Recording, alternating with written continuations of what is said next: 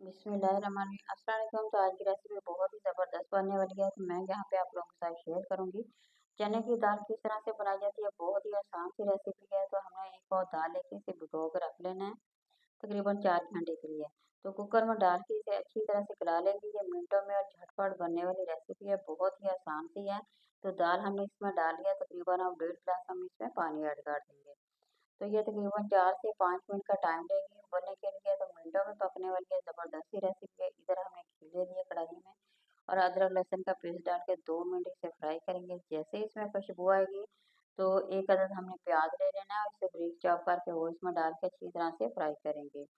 तो जैसे ही इसे 2 से 3 मिनट के लिए हम फ्राई करते हैं तो अब इसमें जो सब्ज़ मिर्च होती है वो तकरीबन 4 से 5 अदद सब्ज़ मिर्च है, उसकी कटिंग करके वो हमने इसमें डाल दी है। इस तरह अगर आप डालते हैं तो इसका जायका जो बहुत ही मज़ेदार लगेगा, बहुत ही ज़्यादा टेस्टी लगेगा।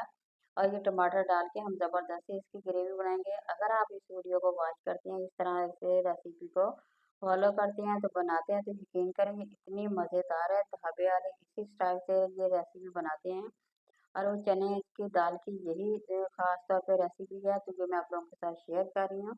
तो ज़बरदस्त है, आप लोगों ने ज़रूर बनाना है और ज़रूर ट्राई करना है, क्योंकि ये बहुत ही ज़बरदस्त है। उनका सीक्रेट मैं आप लोगों के साथ शेयर कर रही हूँ।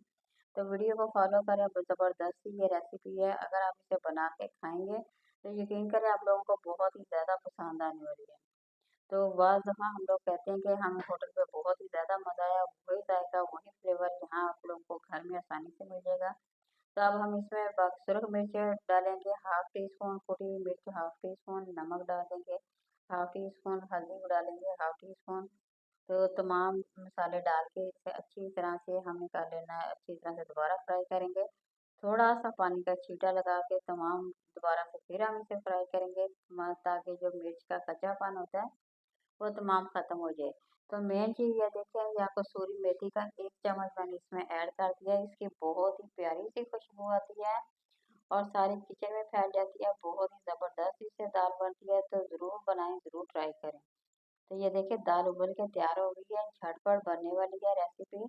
लंबा टाइम बिल्कुल नहीं लगता। जो लोग कहते हैं कि बहुत ही देर से ये दाल बनती है, तो मैं कहती हूँ ये सिर्फ 5 मिनट का टाइम है। इसी तरह से फॉलो करें और झटपट ये रेसिपी बनाएं और एंजॉय करें। तो ये देखें तकरीबन हमने यहाँ पे इसे दोबारा से पका लिया है। 4 से 5 मिनट का दोबारा हमने टाइम दिया है। तो माशाल्लाह इस तरह से बन के ये हमारी रेसिपी बन के तैयार हो गई है। तो अब खूब सारा इसमें डालेंगे धनिया, जिससे बहुत ही ज़बरदस्त सी खूबसूरती आ गई है, बहुत ही ज़बरदस्त प्यारी सी लग रही है। तो आप लोगों ने ज़रूर बनाना है और कमेंट में मेरे साथ शेयर करना है कि आप लोगों को रेसिपी कैसी लगी।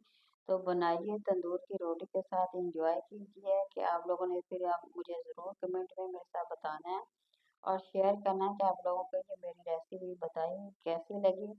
तो एक दफ़ा आप लोगों ने ज़रूर इसे ट्राई करना है। तो ये देखिए यहाँ पे बहुत ही ज़बरदस्त सी रेसिपी हमारी तैयार हो गई है। अगर आप लोगों को मेरी रेसिपी पसंद आती है तो ज़रूर लाइक करें, शेयर करें और सब्सक्राइब करें। अगर सब्सक्राइब कर दिया तो बहुत-बहुत शुक्रिया आप लोगों का।